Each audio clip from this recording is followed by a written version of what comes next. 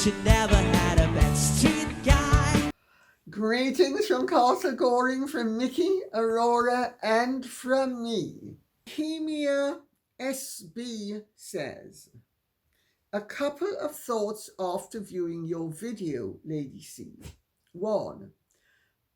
If every one of your subscribers wrote to Invictus with a protest and enumerated the valid reasons why Harry should be removed, then perhaps they would feel the pressure and do something about it. Finally, 2.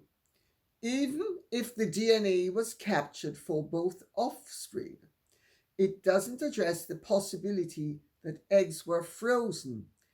That scenario is a more difficult matter to prove.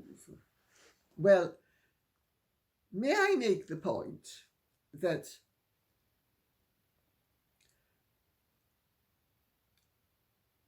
born of the body means that the woman's eggs have to be used and she has to carry the baby.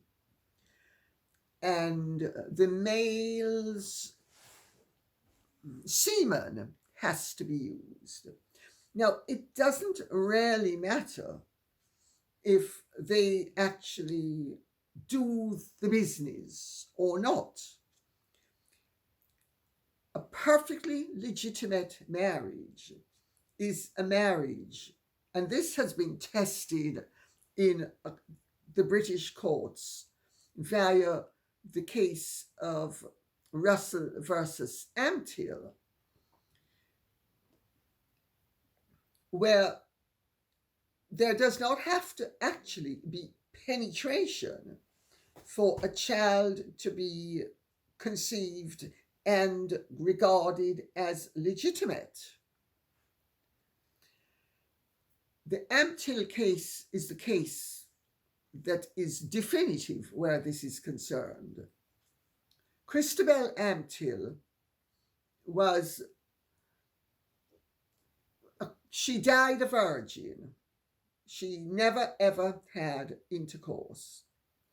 She was married to Lord Amtill, and they, on their honeymoon, he tried to do something to her, I think in the bath. It's a case from long ago. But anyway, whatever happened, there was no penetration, but there had been, shall we say, the train arrived at the station and it deposited the luggage. And some of the luggage turned out to be very effective. And 9 months later, she gave birth to a baby who, and ultimately, she and her husband were divorced. And he then had another marriage and another son, who, when he died, the son tried to get his elder brother removed from the line of succession to the title. And this was a huge case, and it failed on the grounds of presumption of legitimacy. But the medical evidence was very clear. There was no penetration. But since she was known to be a virgin, and she was known to have no interest in matters of that kind, the judge took the view that, and it is physically possible for insemination to take place without consummation, to be delicate about it all. So it doesn't really matter whether the father and the mother actually do the deed. What matters is that his masculine aspects genetically and her feminine aspects genetically shall we say, coincide, and the baby is born by her and born of her. So DNA would be a factor if it turned out that the baby didn't have the DNA of one of the parents, presuming that there is a dispute. But putting that aside, it's not enough to have DNA. You need to have the baby popping out of the woman in question.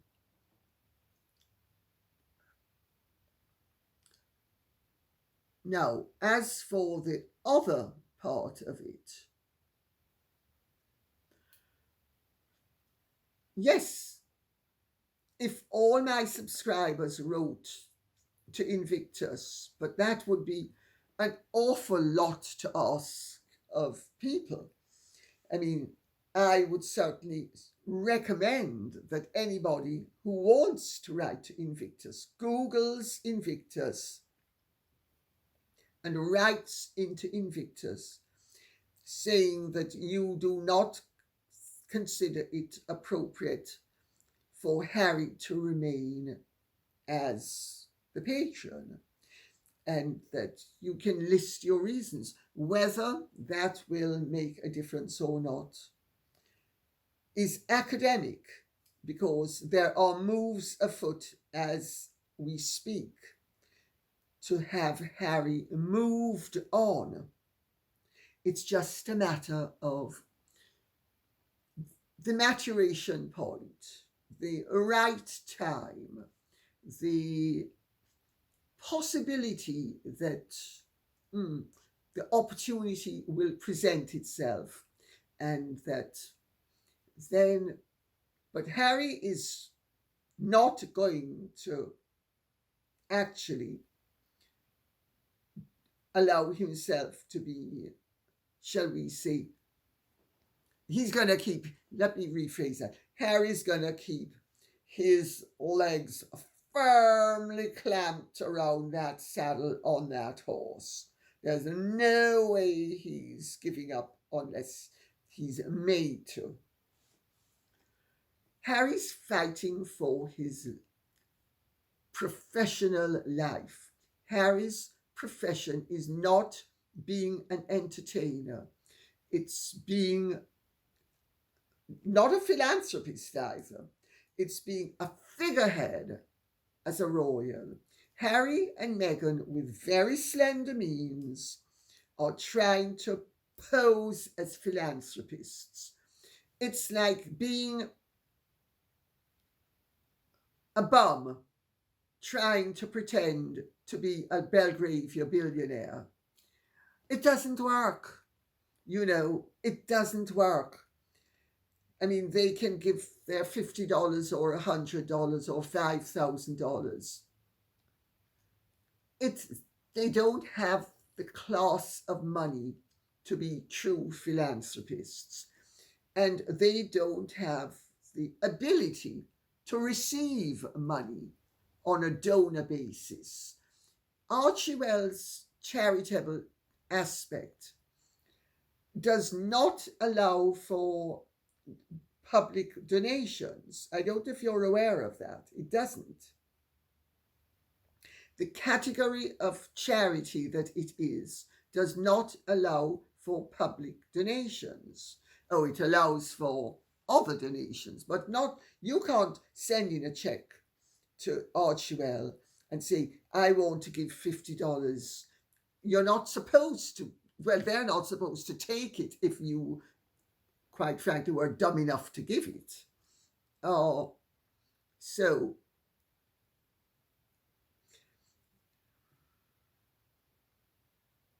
will the pressure work if it's put on? There's already tremendous pressure being put on for Harry to be moved on. I don't think it's going to happen right yet, because things are still sufficiently come see, come saw that Harry he still has a toehold. He's increasingly unpopular, as Edward Fortescue's posting made absolutely clear, and as I've been saying for some time, because the word on the ground is that the Meghan and Harry dog and pony show is distasteful and it is counterproductive and nobody wants it. But shifting him is not going to be that easy for several reasons. One of the reasons why it's not going to be that easy to shift him is he wants to remain as patron. He has very few patronages at the moment. That's one issue.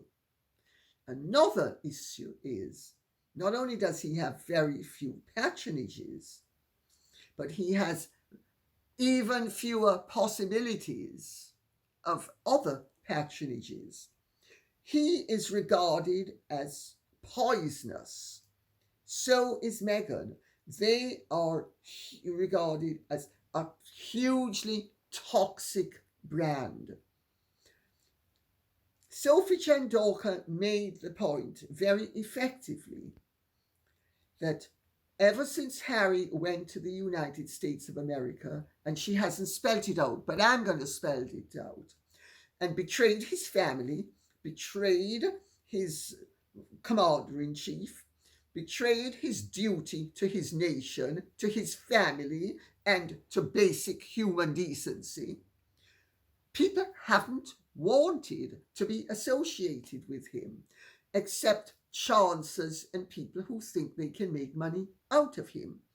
And truth be told, people who can't have access to grade A royalty will suffer the consequences of an association with tainted goods like Harry and Meghan. And they will delude themselves into thinking that everybody is impressed with the fact that they have royal connections. Well, nobody who knows anything about, shall we say, the upper reaches of society would ever for a second think that having Harry and Meghan around is anything to be proud of. I mean, if you had them for dinner, I promise you, you'd make them enter through the back door and you make them leave through the back door, and you wouldn't have anybody who, unless it was somebody who you didn't care what they thought of you, you wouldn't have any other guests. So that's how bad things are for Harry and Meghan. Harry and Meghan are true pariahs. Diana was a true pariah for a while. By the time she died, she was edging out of it somewhat, but this was in the United Kingdom. In the United States, she was not a pariah. Her stock was still very high, and she used that to try to regain some lost ground. And I'm pleased to say for her that she was slowly but surely regaining some slight lost ground. But it was slight. It really was. She was not received in most of the, shall we say, upper reaches anymore, including within her own family, I hasten to add. That's right. So Harry and Meghan, though, she had the United States of America. Harry and Meghan no longer have the United States of America. They've blown it there as well. Do you see? It's pretty dire, really dire. Claire M. says, there was a very interesting article in Sunday's Mail where the Jamaican ambassador for culture in the UK confirmed what you said at the time of Harry and Meghan's visit to Jamaica, that the Jamaican PM didn't want to receive them and actually contacts the king to tell him they've blindsided him. Can you comment, in the light of the trouble Harry and Meghan are still causing at governmental level? Also, if you could comment on some of Paul Burrell's wilder claims that the Mail has been serializing in his latest oeuvre, presuming that you've read them. Well, sadly, I had to read them to answer the question, but I have to tell you, I certainly didn't intend to read them. I did see Teresa Roberts' comment on Andrew Holness's blind, and you're right to use the word blindsided, how Harry and Meghan blindsided them. Well, and also Paramount blindsided Andrew Holness and his wife, who incidentally he's just been re-elected as Prime Minister of Jamaica, which I think is a very welcome thing, because finally we have a government in Jamaica that is increasing prosperity and that is tackling crime, and Jamaica seems to be back on track and everybody is benefiting. I don't know why certain politicians don't understand that if you soak the rich, you soak the poor. And if you want everybody's life to improve, you need people who know how to make money, to create prosperity for everybody to benefit. Nobody ever benefited from poverty. That's my take on it. Anyway, Teresa Roberts, whom incidentally I do know, yes, she made the point, which of course I made at the time of the visit, because I was rung up by people from Jamaica. And in fact, if I remember correctly, I actually pointed out that I had been rung up on the Monday, I think it was, by a friend of mine who was staying at Trial, if I remember correctly, and saw Harry and Meghan being followed by a photographer. And Meghan spoke to her. Harry looked morose, and quite frankly, he has a lot to be morose about. But Meghan made an effort to speak to her, little knowing, of course, that she was a friend of mine. But there we go. So, and of course, I have mentioned not only previously that the Prime Minister and his wife didn't particularly want to receive them, but Teresa makes the point that he actually contacted the palace to basically explain that he had not intended to embarrass anybody, and because Harry and Meghan have dropped the unfortunate Jamaican Prime Minister into the brown stuff that they manufacture on a daily basis to fill the 16 lavatories that they occupy as thrones in their Montecito house. And because when William and Catherine went to Jamaica on the Jubilee visit, the Jamaican government ended up being blindsided as a result of Harry and Meghan's racist remarks, with Lisa Hanna, the leader of the opposition in Jamaica, very cleverly playing local politics on the international stage, which derailed the visit in the most catastrophic way. And then Andrew Holness felt compelled to retrieve the situation locally by making comments about the fact that he basically respects the monarchy, but basically feels that he'd like a republic, which he's entitled to. I mean, it's not a unique view in Jamaica, I have to tell you, and I fully understand it. Not that I agree with it, but I fully understand it. But he then got it in the neck, I am told, by members of his family who said, "How dare you be so ungracious and embarrass yourself as a host in front of a guest, blah, blah, blah." Because Jamaicans are, by and large, extremely well behaved and well mannered. Even the humblest Jamaican often has exquisite manners. I say that for what it's worth.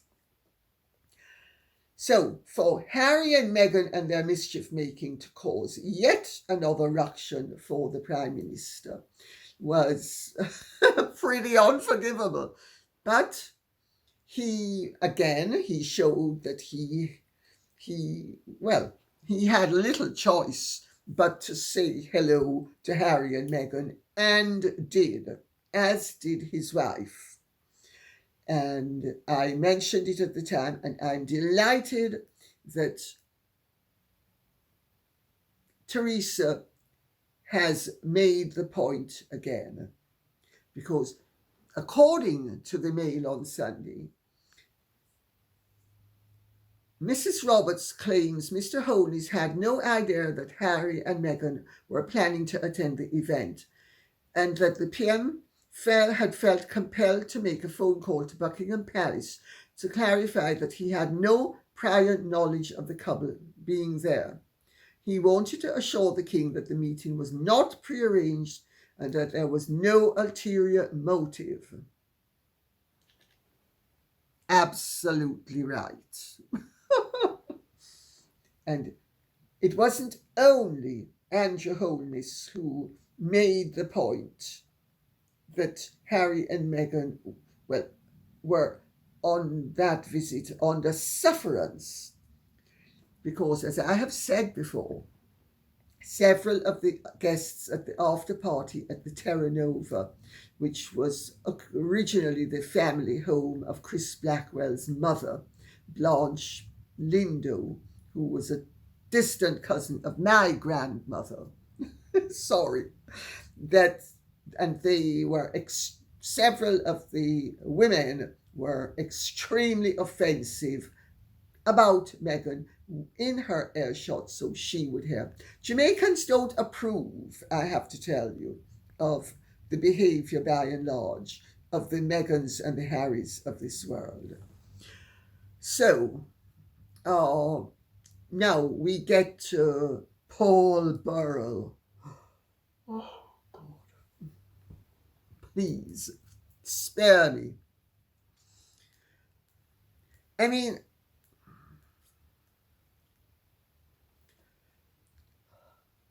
Paul Burrell is, quite frankly, painful.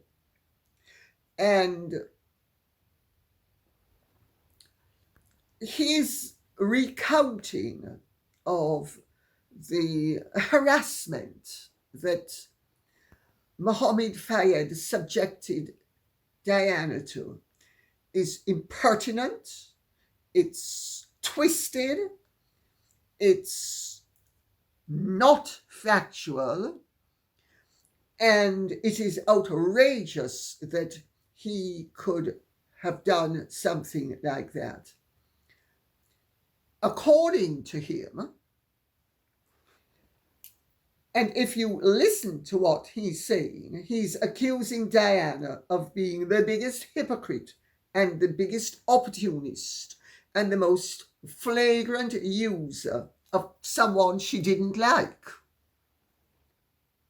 I mean, that's the ordinary meaning of what he's saying.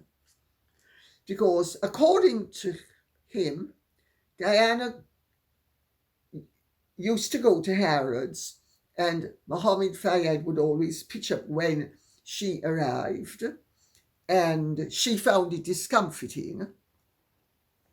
Mohammed Fayed used to pitch up whenever any guest, actually, I should say, shopper of any eminence showed up at Harrods.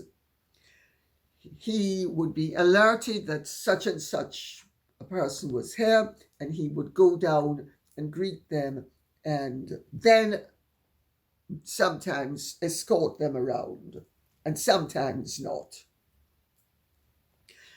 Burrell has twisted this so that it became something that it really wasn't, that sort of he was almost stalking Diana, and she found it very uncomfortable. Well, she might not have wanted anybody with her while she was shopping, because I don't particularly like people accompanying me when I'm shopping either. Quite frankly, one wants to be with one's judgment and one's discretion and one's thoughts and one's wallet, and not be distracted by people. So what would she do? She would pop upstairs to say hello to him, then go downstairs. But Burrell has put a spin on it which is totally unfounded and totally, quite frankly, niggardly. And according to him,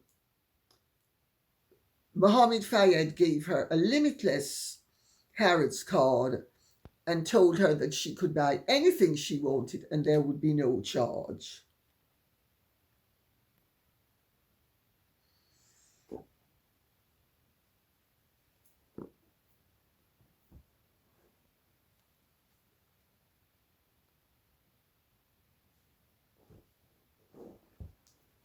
If you believe that, you'll believe anything. Mohammed Fayed was great friends with Diana's father and stepmother Rain.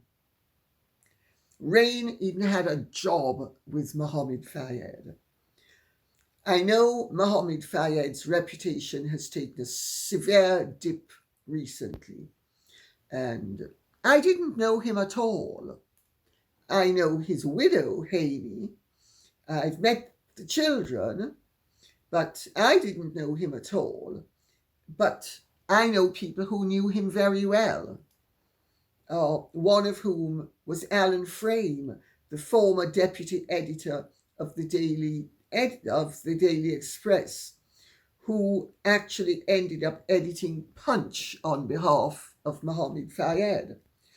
And I know through him and through the late Iris Bond, who was a dear friend of mine and often stayed here, and who ran the Fayed's office, that he was extremely generous and very interested in charities and did a lot of unsung charity work privately.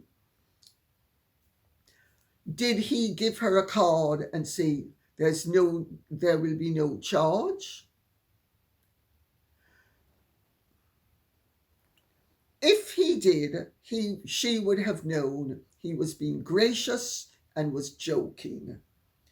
And did he give her a limitless Harrods card? Quite possibly. People who are treasured customers get treasured items. There's nothing that unusual about it. And he was well known to have a very ribald sense of humour. And Burrell again twists a comment he made to her, because according to Burrell, and I take this with a pinch of salt, that Mohammed Fayed said, "Oh, you should meet my son Dodi and marry him." This, of course, is notwithstanding the fact that he will have known that Diana and Dodi had already met. But that he then said to Diana that the good thing about marrying about her marrying his son would be that he would get first dibs, so to speak. Well, he did have a ribald sense of humour. Many people do. And Diana herself had a very ribald sense of humour, and as indeed does Sarah York and Prince Andrew. There's nothing unique about a ribald sense of humour in very grand circles. It goes with the territory. And nobody takes that sort of banter seriously. And the idea that Mohammed Fayed, who by Burrell's own account loved sucking up to royals, was going to jeopardize the relationship by saying something molesting and harassing and inappropriate to Diana is beyond ridiculous. I'm sorry, I don't buy any of it. If it happened, and I'm not saying it didn't happen, it didn't, but I will say it definitely didn't happen the way Burrell has told it. And it definitely will not have horrified Diana. I can tell you things when I can't, sadly. But if I could, I would. But I can't. There are things that I know of Diana's ribald nature, which not only what she said, but what she did, that I have to tell you, Burrell may be very, oh, I'm so horrified by, and puritanically sanctimonious and so precious and trésarriviste. But Diana wasn't an arriviste.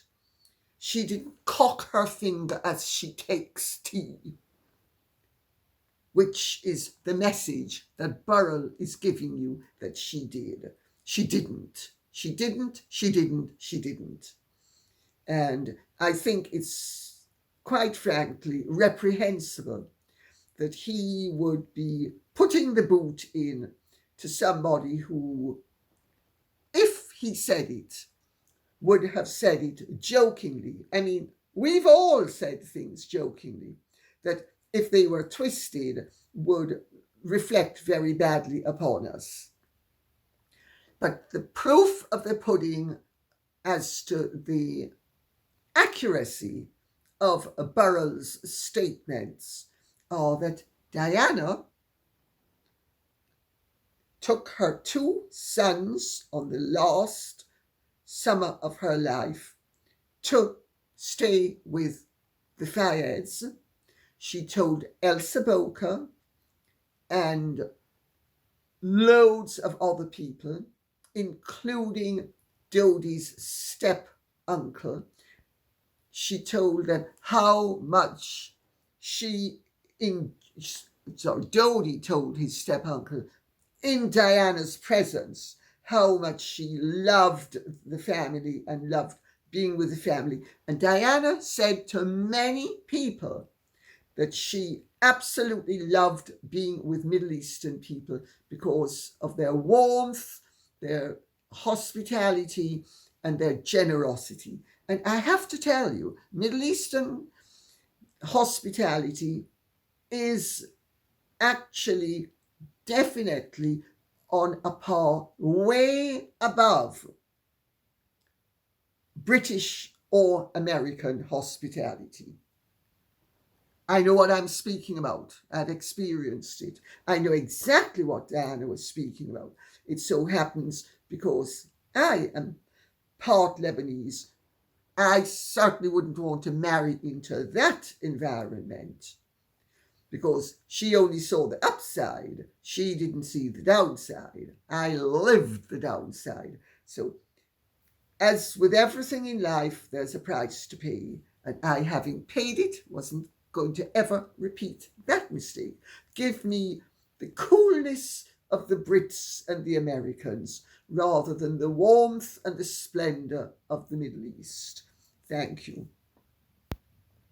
But Diana loved it, and anything that Burrell says to the contrary is, quite frankly, something you should take with a pinch of salt if you're stupid enough to buy the book. And I'm going to leave you with a little thought. Before Diana died, she was making moves to get rid of Paul Burrell, whom she thought had been rather too familiar,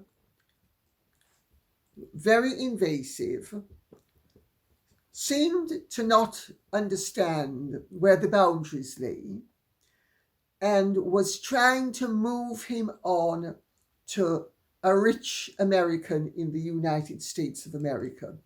Now, I said this in my posthumous biography, The Real Diana. I'm pretty sure if I knew it, he knew it as well. He's very lucky her family didn't know it. He's very lucky that her family had no idea of it, because my book wasn't published until the year after Diana died. So, did they know it? I doubt it, because she wasn't speaking to Charles. She really wasn't speaking to Jane. She and Sarah were speaking, but were they confiding? No. And she wasn't speaking to her mother either. So I leave you with those little thoughts. When you think that if you should think that Paul Burrell is a reliable witness, I'm not saying that he didn't have some knowledge, but I will reiterate what I have said time and again. Staff may know a lot about a little and a little about a lot, but they very seldom have the full picture. And Paul Burrell would like you to believe that he was not only Diana's rock, but her closest friend, and that they were so close that he could tell her, oh, you shouldn't have that man. Oh, he's not good enough for you. Oh, he's fine. You need my approval. I can tell you something. Diana was sufficiently patrician that if anybody had dared to tell her things like that, she would have done exactly what she was doing, which was pitching him out on his ear, but doing it rather more nicely than maybe some people would think he deserved.